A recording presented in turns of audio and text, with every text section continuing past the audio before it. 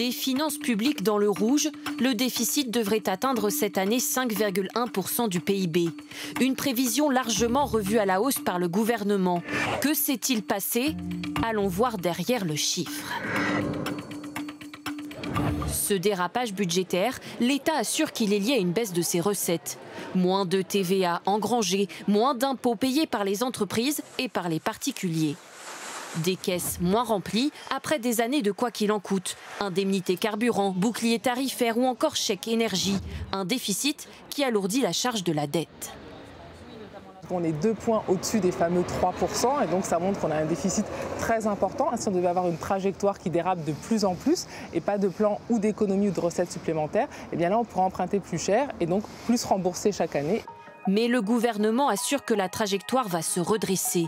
Il anticipe une baisse du déficit dès l'année prochaine à 4,1% avant un retour espéré à 2,9% en 2027.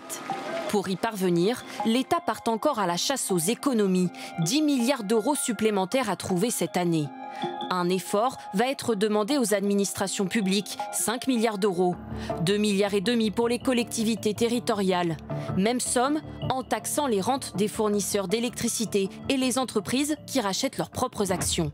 Et ce n'est que le début, selon cet économiste. Il a déjà été annoncé aussi 20 milliards d'économies supplémentaires pour 2025. Et probablement, on en aura encore plus si on veut tenir les 3% d'objectif de déficit public pour 2027, surtout si le gouvernement ne veut pas toucher à la fiscalité. Pour l'instant, le gouvernement écarte une hausse des impôts pour combler le déficit.